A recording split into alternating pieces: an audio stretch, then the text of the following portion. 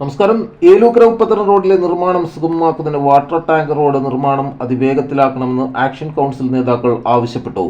Water tank റോഡിലെ മണ്ണും ചെളിയും മഴയിൽ ഒലിച്ച് മെയിൻ റോഡിലേക്ക് വന്നാൽ അപകടങ്ങൾ സൃഷ്ടിക്കുമെന്ന് ചൂണ്ടിക്കാട്ടിയാണ് നേതാക്കളായ അഷ്റഫ് ബാവ, ജമാൽ കലിമ, അലി PB, ഷറഫുദ്ദീൻ കടക്കുളത്തിൽ എന്നിവർ അസിസ്റ്റന്റ് എഞ്ചിനീയറുമായി സംസാരിച്ചത്. അതിന്റെ അടിസ്ഥാനത്തിൽ നിർമ്മാണം ത്വരിതഗതിയിൽ നടത്താമെന്നും AE നേതാക്കളോട് പറഞ്ഞു.